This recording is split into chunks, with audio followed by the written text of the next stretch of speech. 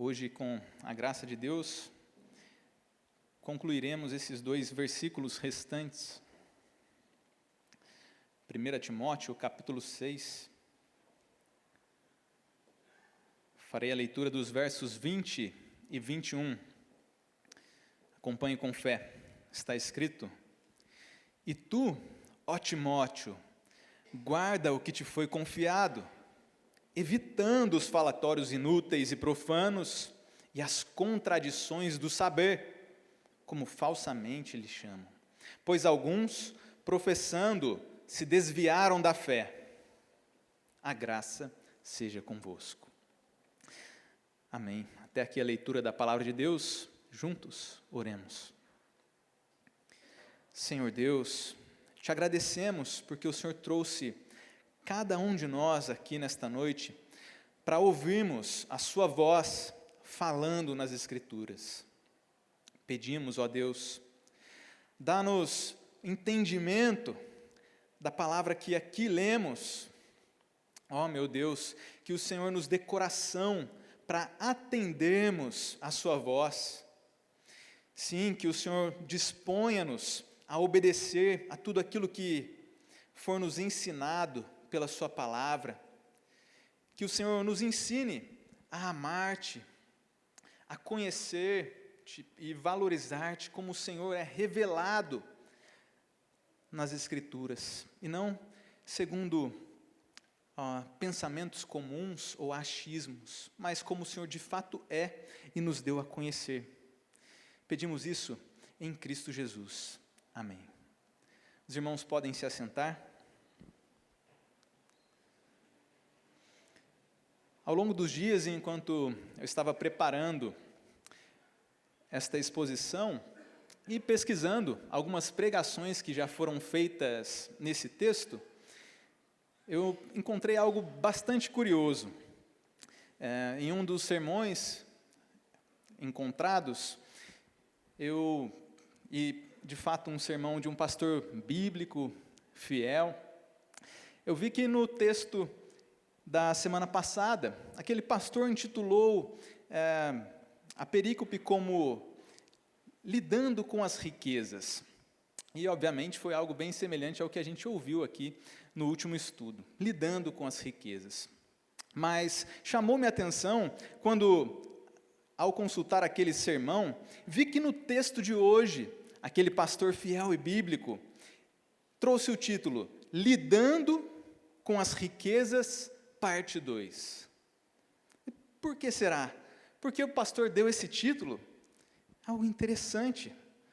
Quando a gente olha aqui para o nosso versículo 20, nós vemos a ordem de Paulo a Timóteo: guarda o que te foi confiado. E como nós aprenderemos com a graça de Deus, aquilo que foi entregue a Timóteo foi o precioso ensino da fé. E por isso, então, aquele pastor considerou este texto como Lidando com as Riquezas, parte 2, o precioso ensino da fé, que deve ser protegido por cada um de nós. E é por esse motivo que a exposição desta noite leva ao título Defendam a fé em Jesus. Nós, assim como Timóteo, enquanto membros da Igreja de Cristo, devemos defender o ensino da fé. E a respeito desse ensino, cada um de vocês devem preservar o correto, afastar-se do errado, sabendo dos perigos e tendo graça suficiente para essa tarefa. É o que nós veremos aqui, preservar o ensino correto. Observem aqui no nosso versículo 20, a palavra guardar, preservar, proteger, defender. Num segundo momento nós vamos ver que devemos nos afastar, rejeitar todo falso ensino. Por exemplo, aqui temos a palavra evitar, no verso 20 ainda. Em penúltimo lugar, isso deve ser feito sabendo dos perigos, porque o nosso texto nos conta, no verso 21, que alguns desviaram, se afastaram e nem mesmo atingiram o caminho da fé. E por último, obviamente, nós precisamos de graça suficiente para essa tarefa, e será o nosso quarto ponto, quando Paulo despede-se de Timóteo com essa saudação final, encomendando ou desejando a ele a graça do Senhor. Bom, vamos juntos então à exposição desta noite, que leva ao título Defendam a Fé em Jesus. E o nosso primeiro ponto sobre preservar o correto ensino da fé começa aqui no início do verso 20. Vejam só mais uma vez, está escrito: E tu, ó Timóteo, guarda o que te foi confiado. Bom, aqui mais uma vez nós observamos esse foco pessoal desta carta pastoral. Paulo está escrevendo a Timóteo, alguém que era relativamente jovem e que acompanhou o apóstolo em boa parte da jornada ministerial dele. Então, esse foco pessoal. Mas também, como nós veremos à medida que a exposição caminha, e especialmente no último versículo, o 21, essa carta também tem um foco comunitário, ou seja, cada um de nós deve permanecer atento ao que Paulo diz a Timóteo, porque são coisas que se aplicam à igreja como um todo. Mas, inicialmente, esse foco pessoal. E tu, ó Timóteo? Timóteo é chamado por Paulo, e nós vimos isso ao longo das exposições, chamado como verdadeiro filho na fé. Chama Timóteo carinhosamente como filho. E ele está preocupado com Timóteo e como ele seria recebido lá na igreja de Éfeso. Ele diz: ninguém despreze a tua mocidade. E ainda preocupado, ele fala a respeito das frequentes enfermidades e algo relacionado à própria alimentação de Timóteo, ou seja, um foco realmente pessoal. E ele ordena a Timóteo, que estava encarregado de cuidar lá da igreja em Éfeso, para que aquele homem guarde o que foi confiado a ele, como nós vimos. Guardar, vigiar, preservar, proteger. Esta era a ordem do apóstolo Paulo a Timóteo, e que se aplica também a cada um de nós. Bom, e nós vimos já, desde o início desse capítulo 6, o interesse do apóstolo em que aquilo que Timóteo recebeu fosse protegido. Aqui no nosso capítulo, no verso 3, Paulo está falando sobre pessoas que ensinavam outra doutrina. E a preocupação de Paulo era com as sãs palavras do nosso Senhor Jesus Cristo. Sim, as mesmas palavras que foram confiadas a Timóteo. Então, o interesse de Paulo era que Timóteo guardasse as palavras do Senhor Jesus Cristo, ou, como veremos no verso 21, o ensino da fé, do qual alguns erraram o alvo. Bom, e como comentamos aqui na introdução, esse ensino que deve ser guardado por Timóteo, as sãs palavras do nosso Senhor Jesus Cristo, é algo realmente precioso. Tanto é que aquele pastor colocou o título do sermão dele como Lidando com as Riquezas, parte 2.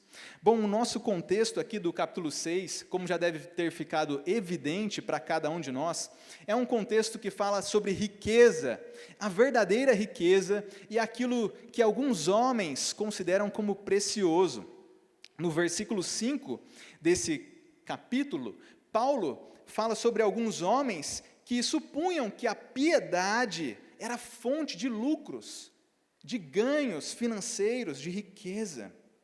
No versículo 10, nesse contexto daquilo que é riqueza e precioso, no verso 10 Paulo fala sobre o amor do dinheiro. E por conta desse amor pecaminoso, alguns se desviaram. Percebem a relação com o nosso verso 21? E por fim, no verso 17, nesse contexto, Paulo fala sobre os ricos do presente século e sobre a instabilidade da riqueza. Então, meu querido irmão, qual é a verdadeira riqueza? É aquilo que foi confiado a Timóteo, as sãs palavras do nosso Senhor Jesus Cristo. Daí o contraste aqui no nosso contexto. Muitas pessoas depositando confiança no dinheiro, buscando o dinheiro, mesmo enquanto professavam praticar a religião, mas aquilo que verdadeiramente é precioso é o ensino que foi entregue, deixado aos cuidados de Timóteo. Bom, e a respeito dessa preciosidade, isso fica evidente não somente aqui, no nosso contexto do capítulo 6, mas na segunda carta que Paulo escreve a Timóteo. Na segunda carta, no primeiro capítulo, aqui na página ao lado, essa mesma palavra ou expressão, aquilo que te foi confiado, aparece no versículo 14. 2 Timóteo, capítulo 1, verso 14, fala sobre o depósito que foi confiado a Timóteo. E é a mesma palavra, aquilo que foi traduzido no último capítulo da primeira carta, como o que te foi confiado, é a palavra, o bom depósito, desse capítulo 1 da segunda carta, onde Paulo diz, guarda o bom depósito, aquilo que te foi confiado. E é interessante a gente notar aqui, a título de aprendizagem, que no final da segunda carta, Paulo fala que aquilo que foi confiado a Timóteo são as palavras do Senhor Jesus. E no início da segunda carta, aquilo que foi confiado são as palavras do apóstolo. A gente vê isso no primeiro capítulo da segunda carta, no verso 13. Ou seja, a preciosidade do ensino a respeito de Jesus e dele recebido está registrada para nós nas palavras do apóstolo Paulo. E esse ensino é realmente precioso por conta do que aqui Paulo diz nessa segunda carta. Ele chama de o bom depósito, que é traduzido em outras versões como o precioso depósito. Ou seja, meu querido irmão, a igreja de Deus, como nós já lemos aqui nesta carta, é realmente a coluna e baluarte da verdade. A cada um de nós nos foi entregue esse ensino precioso que supera qualquer riqueza temporal. É o ensino a respeito do nosso Senhor Jesus Cristo. As palavras do próprio Senhor, e estas registradas fielmente pelo apóstolo Paulo. Então, não somente Timóteo teria o dever de guardar esse bom depósito, aquilo que foi confiado, mas cada um dos crentes desta igreja que é coluna e baluarte da verdade. Quando as pessoas vierem até aqui, elas devem ouvir a verdade, a preciosa verdade a respeito de Cristo. Quando alguém se deparar com você, aqui mesmo, após o término dos cultos, ou ainda no dia a dia, você, sendo parte desta igreja, coluna e baluarte da verdade, deve falar as sãs palavras do nosso Senhor Jesus Cristo, conforme registradas, e que devem ser guardadas, protegidas, defendidas por cada um de nós.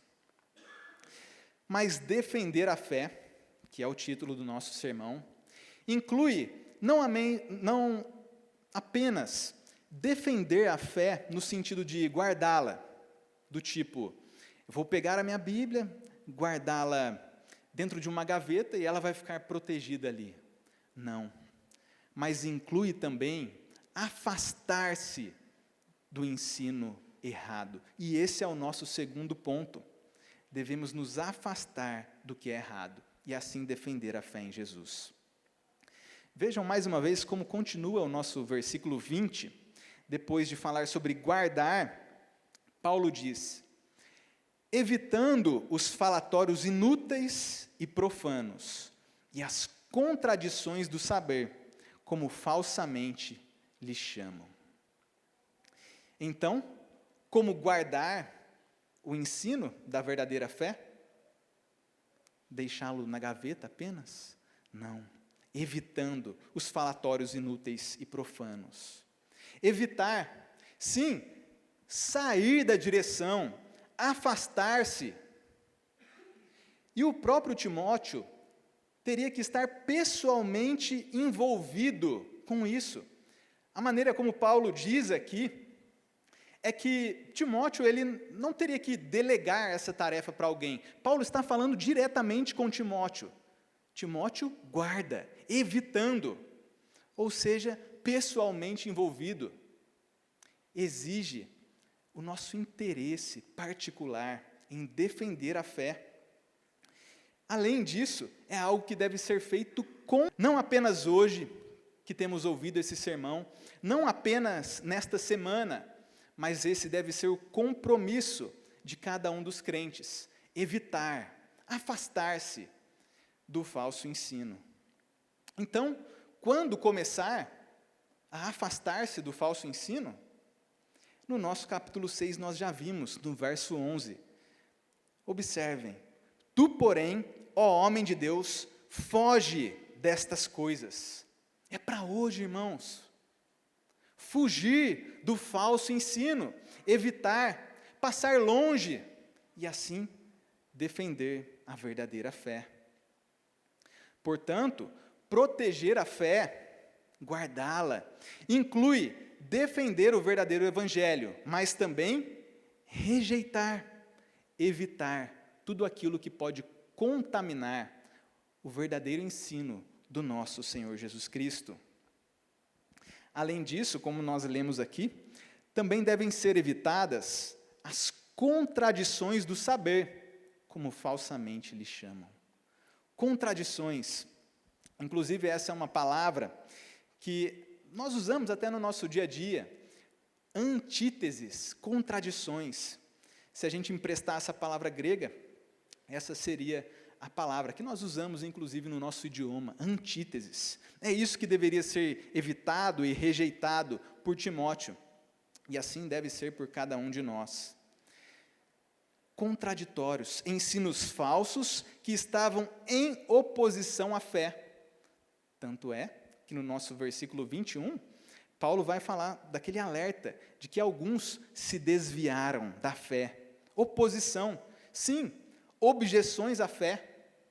Conflitos teológicos, conflitos diretos contra o evangelho, o falso ensino contra o verdadeiro ensino.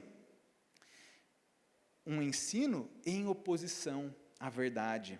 É isso que deve ser evitado, aquilo que era ensinado por falsos mestres e que era falsamente chamado de saber, de conhecimento. Nós lemos aqui, como falsamente lhe chamam. Nome falso, é isso que significa. Outra palavra que nós também usamos no nosso idioma. Vocês já devem ter ouvido ou até mesmo usado a palavra pseudônimo. É essa palavra que aparece aqui no original, um nome falso. Às vezes pode ser usado num sentido positivo, de um autor, um escritor que ele reserva o seu nome verdadeiro e usa um pseudônimo, algo artístico, literário, mas não aqui. O ensino daqueles falsos mestres pretendiam ser um conhecimento, um saber, mas não eram. Eles chamavam de conhecimento, mas isso era falso. Além disso, de ser contraditório com o ensino da verdade, esse suposto conhecimento, esse pseudônimo, era também contraditório internamente. Havia inconsistências nesse ensino, das quais nós já comentamos aqui, na inauguração dessa carta. Lá no capítulo 1, no verso 7, nós lemos o seguinte, que alguns, pretendendo passar por mestres da lei, não compreendendo todavia nem o que dizem, nem os assuntos sobre os quais fazem ousadas asseverações. Nem mesmo aqueles homens conseguiam sustentar de maneira lógica, racional, aquilo que eles afirmavam. Era um falso conhecimento, com inconsistências internas. Nem mesmo aqueles que ensinavam compreendiam corretamente.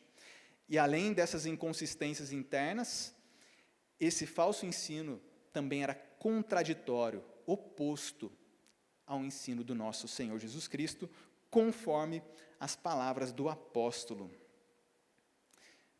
Mas então, onde encontrar o verdadeiro conhecimento? Paulo fala aqui sobre esse pseudônimo, sobre esse nome falso, conhecimento. Mas nós queremos saber do verdadeiro conhecimento. Isso já deve ter ficado claro aqui para nós, nesse capítulo, no início da segunda carta que nós sondamos aqui. Mas há um texto escrito por Paulo que clareia ainda mais onde é que nós encontramos o verdadeiro conhecimento. Porque Paulo usa essa mesma palavra, conhecimento, quando ele escreve aos Colossenses. E a resposta que Paulo dá sobre o verdadeiro conhecimento é que ele é encontrado em Cristo, em quem todos os tesouros da sabedoria e do conhecimento estão ocultos. Colossenses 2, versos 2 e 3. É em Cristo que a verdadeira riqueza, todos os tesouros da sabedoria e do conhecimento são encontrados. E ainda, quando Paulo escreve aos Coríntios, ele também fala sobre o verdadeiro conhecimento. E Timóteo era bastante familiarizado com os irmãos lá de Corinto. E o que é que Paulo fala sobre o conhecimento? Escrevendo aqueles antigos irmãos, Paulo diz: o mundo não conheceu a Deus por sua própria sabedoria, mas aprove a Deus salvar os que creem pela loucura da pregação. Os gregos buscam sabedoria, mas nós pregamos a Cristo crucificado. Esse é o verdadeiro conhecimento que os gregos buscavam, mas não encontravam, porque buscavam fora das Escrituras. Cristo, verdadeiro tesouro e conhecimento. Então, aprendamos desde já, cada um de nós aqui deve rejeitar, fugir, evitar todo falso conhecimento que pretenda substituir Cristo ou que seja contrário ao nosso Senhor. Toda a nossa teologia e a nossa existência tem que estar centrada em Cristo. A nossa mensagem, a nossa verdade tem que ter o foco no Cristo que se fez carne, que viveu uma vida de perfeita obediência em nosso lugar, o justo pelos injustos, para nos conduzir a Deus, e que foi justo e obediente até a morte, e morte de cruz. Essa deve ser a nossa glória e o conhecimento com o qual devemos nos apegar. Cristo crucificado e ressurreto. Portanto, toda a nossa vida e a nossa existência deve estar centrada neste Evangelho. E devemos fugir, evitar todo falso conhecimento. Em resumo, o que nós vemos até aqui é que essas duas ações se complementam. Guardar a verdade exige que Timóteo se afaste e evite qualquer ensino que contradiga ou que corrompa essa verdade. É até por isso que Paulo escreve a Tito, que é uma outra carta pastoral, e no primeiro capítulo daquela carta, no verso 9, Paulo fala sobre as qualificações de um presbítero, que ele deve ser apegado à palavra fiel e que ele deve ter poder tanto para exortar pelo reto ensino, como para convencer os que o contradizem. Em síntese, devemos nos afastar do falso ensino, pois assim estaremos defendendo a fé no nosso Senhor Jesus Cristo. Em terceiro ponto, diante dessa nossa tarefa, cada um de nós aqui deve estar bastante consciente dos perigos envolvidos no falso ensino. Vejam o nosso verso 21. Depois de Paulo falar sobre guardar e evitar, agora no versículo 21, ele continua dizendo: pois alguns, professando-o, se desviaram da fé. Existem pessoas que acreditam no falso ensino. Alguns, Paulo diz aqui, Pessoas contemporâneas a Timóteo, aqueles irmãos de Éfeso, acreditaram no falso ensino propagado, esse ensino que visava a riqueza pessoal e que escondia um verdadeiro tesouro em Cristo. Nós devemos nos lembrar de algumas pessoas citadas nominalmente, que creram ou que propagaram esse falso ensino. No capítulo 1, por exemplo, dessa carta, vocês podem ver aqui, tanto nos versículos 19 quanto 29, que Paulo cita dois homens, Himeneu e Alexandre, dois homens que propagavam um falso ensino, e o resultado deles foi um naufrágio na fé.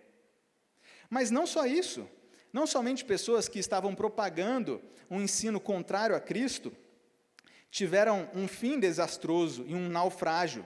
No nosso capítulo 5, no verso 15, Paulo fala sobre algumas viúvas mais jovens que seguiram a Satanás. Vejam, capítulo 5, verso 15.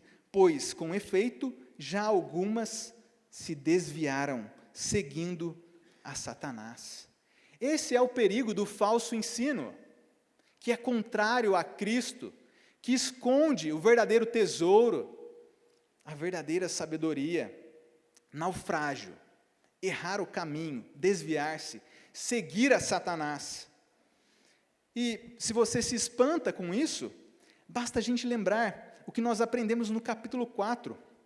Vejam comigo o capítulo 4, o versículo 1. Olha a seriedade do que é tratado aqui. Capítulo 4, verso 1 diz: Ora, o Espírito afirma expressamente que, nos últimos tempos, alguns apostatarão da fé por obedecerem a espíritos enganadores e a ensinos de demônios. 1 Timóteo 4:1. Esse é o perigo e esta é a seriedade a respeito do falso ensino. Enquanto nós ouvimos ou percebemos alguém ensinando algo que é contrário à verdade, o Espírito afirma expressamente que são ensinos de demônios. E é claro, nós podemos nos lembrar de Paulo escrevendo aos Coríntios e falando sobre Satanás travestido de anjo de luz. E assim também acontece com os ministros de Satanás, homens enganadores, que pregam um outro evangelho que não contém Cristo, uma outra riqueza que não o nosso Senhor e as suas promessas. Esse é o perigo, esta é a seriedade. E Paulo diz aqui no nosso texto que alguns professavam esse ensino, ou seja, existiam aqueles que ensinavam, mas também aqueles que se declaravam confiantes, se declaravam crentes no falso ensino. E da mesma forma que Paulo exigiu um envolvimento pessoal de Timóteo com o ensino verdadeiro, as pessoas que confiavam no falso ensino estavam pessoalmente envolvidas. Vejam, professando, se desviaram. Não apenas propagavam, mas confiavam na mentira e se desviaram. Ou seja, eles foram por outro caminho. Se a fé está aqui, nessa direção, eles passaram ao largo e erraram o alvo. O apóstolo João, ele, tratando de tema semelhante, ele escreve a respeito disso, de alguns que erraram, que se desviaram. Talvez você possa se assustar com essa expressão aqui, por conta de ensinos equivocados, de que nós podemos perder a salvação, ou de que, depois de ter uma verdadeira fé no Senhor Jesus Cristo, nós podemos nos desviar do caminho do Senhor. Mas não, isso não acontece com o verdadeiro crente, com aquele que tem uma fé perseverante no Senhor Jesus Cristo. Ele não perde a salvação e ele não se desvia. A própria expressão aqui de Paulo nos diz que eles erraram o alvo, e não que eles acertaram. E o apóstolo João, falando sobre tema semelhante, ele esclarece o que é esse desviar. Não é sair de uma fé verdadeira. Ele diz assim, falando sobre falsos mestres: eles saíram de nosso meio, entretanto, não eram dos nossos, porque, se tivessem sido dos nossos, teriam permanecido conosco. Todavia, eles se foram para que ficasse manifesto que nenhum deles é dos nossos. 1 João, capítulo 2, verso 19. Ou seja, eles desviaram, eles nunca acertaram, confiaram no erro, substituíram o Cristo precioso por um engano, por uma idolatria ao dinheiro, por um entendimento errado da lei, das escrituras do Antigo Testamento. E aqui então está um alerta para cada um de nós aqui. Se você não é crente, e se você não fugir do falso ensino, ele vai fazer você fugir de Jesus.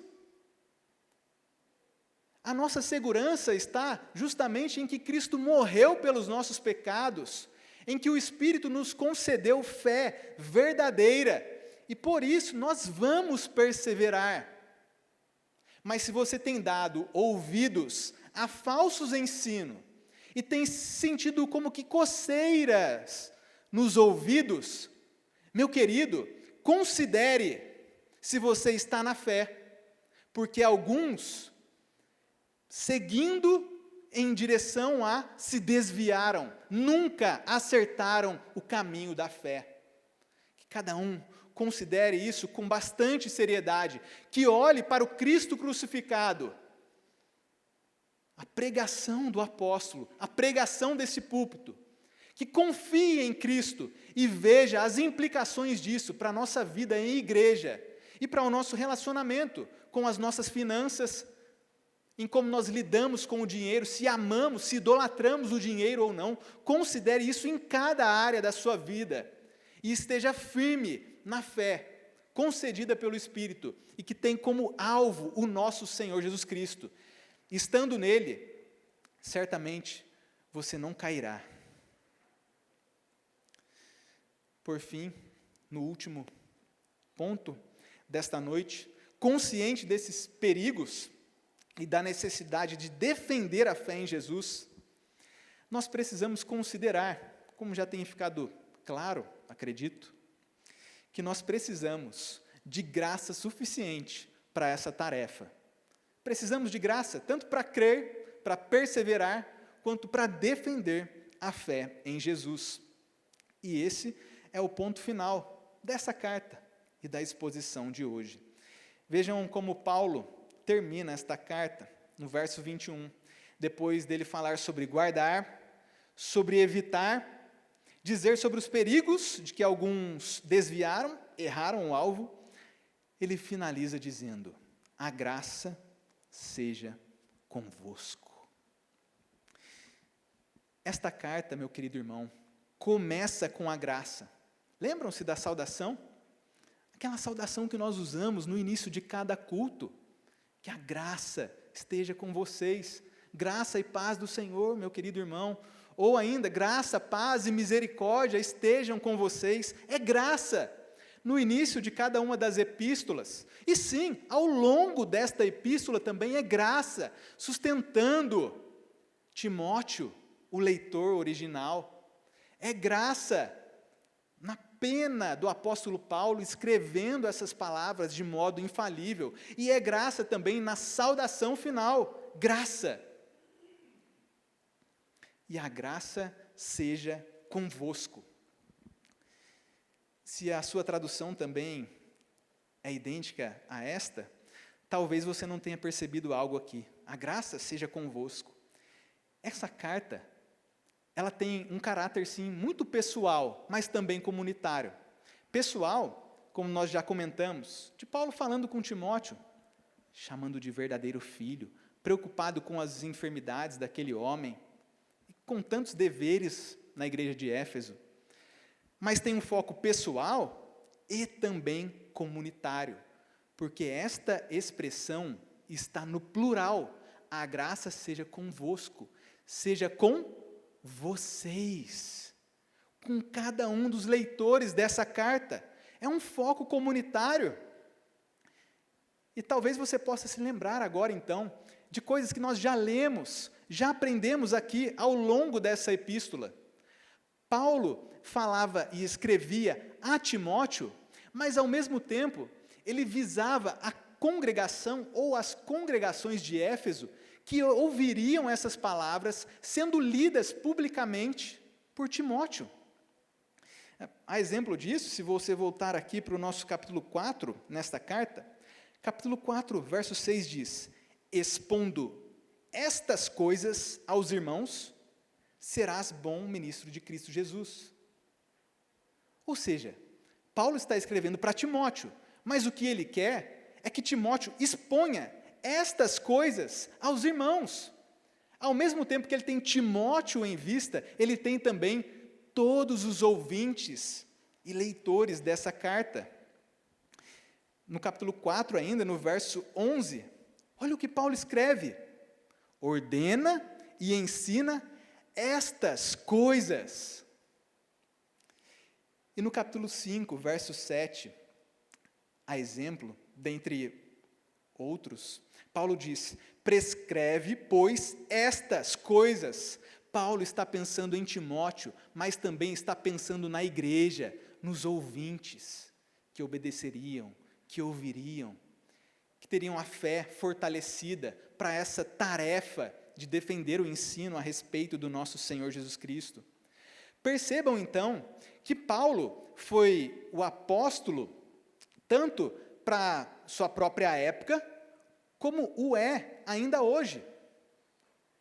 A carta endereçada a Timóteo era um substituto da presença do apóstolo.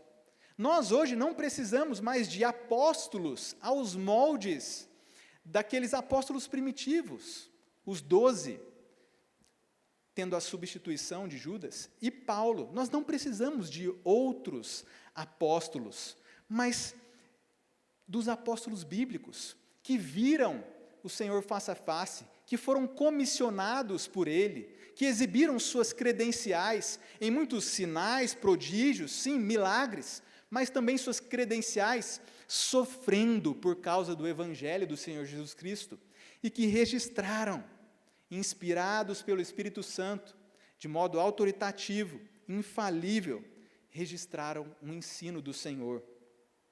Então estas palavras eram para Timóteo, mas eram também para aquela comunidade, e se aplicam e são destinadas perfeitamente a cada um de nós, membros desta igreja local hoje. Sim, o dever de defender a fé permanece o mesmo. Foi para Timóteo, naquele tempo, em sua tarefa específica, um delegado apostólico, por assim dizer, mas é também uma tarefa para cada um de nós, a tarefa de preservar o ensino correto, de afastar-se do falso ensino, sabendo dos perigos e tendo graça suficiente para essa tarefa. Sim, graça, como vimos no início, no decorrer da carta e na saudação final. Então, meus queridos irmãos, nós certamente fomos edificados pela exposição desta primeira carta do apóstolo Paulo, destinada a Timóteo, àquela comunidade e cada um dos leitores. Nós, então, pela graça de Deus, estamos equipados, cremos assim, a seguir em fé perseverante, tendo o nosso Senhor Jesus Cristo, o seu ensino, como tesouro mais precioso, o qual nós devemos guardar e proteger. Sim, um ensino que jamais pode ser substituído. Nós devemos evitar, fugir dos ensinos que não têm Cristo como o centro. Devemos estar bastante conscientes dos perigos envolvidos no falso ensino. Falsos mestres são também ministros de Satanás. Devemos estar conscientes do perigo para a nossa geração. Pastorear, por assim dizer, cada um dos nossos irmãos, saber o que eles têm ouvido na internet, sobre o que eles têm falado em seu trabalho, em seus lares, é sobre o Evangelho do Senhor Jesus Cristo, que sejam encorajados. É sobre um falso ensino, que sejam advertidos, assim como nessa epístola. Saber dos perigos e tendo graça suficiente. Nós viemos à fé, fomos trazidos à fé, mantidos na fé, e somos nela levados até Cristo, somente pela graça. Sabedores disso, então, meus queridos irmãos, defendam a fé em Jesus. Oremos. Senhor Deus, nós te damos graças, porque sua voz continua a falar pelas Escrituras Sagradas. Obrigado por confirmar o coração de cada crente no verdadeiro ensino a respeito do nosso Senhor Jesus Cristo, o nosso bem mais precioso. Obrigado por advertir, sempre que sua palavra é pregada, aqueles que possam estar em falta. Nós te agradecemos por isso. Obrigado por nutrir a nossa fé, por nos proteger dos falsos ensinos. E te damos graças, ó Deus, porque o Senhor está sempre comprometido em glorificar o seu nome, em exibir Cristo, que continue sendo assim ao longo de cada exposição aqui nesta igreja local. Que o Senhor continue a nos dar a fidelidade de pregar e de ouvir com coração crente cada uma das suas palavras aqui anunciadas, e que sejamos sempre edificados, encorajados, corrigidos e equipados como crentes para defender a fé no nosso Senhor Jesus Cristo. E é em nome dele que nós oramos, dando graças. Amém. O pastor virá à frente para as considerações finais e para a oração. Convido a igreja a ficar de pé.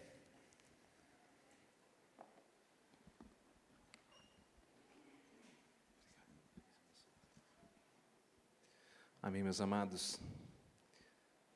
Nem parece que a gente começou ontem a estudar 1 Timóteo, né? Nós estamos conversando ali como passa rápido. Meus amados, o pastor Lucas estava terminando aqui, e uma das coisas que estava alegrando meu coração: nunca torne vir à igreja algo comum, nunca torne estudar a Bíblia algo comum. Que preciosidade Deus tem nos dado aqui, dia após dia, ano após ano. Nós temos estudado aqui praticamente todas as cartas. Colossenses, nós estudamos Filipenses, 1 e 2 Timóteo, 1 e 2 Tessalonicenses, 1 Timóteo agora, provavelmente 2 Timóteo. Nós temos aprendido na íntegra as Sagradas Escrituras. Isso é um privilégio imensurável, como o pastor Lucas disse, uma riqueza incalculável que Deus tem entregado em nossas mãos.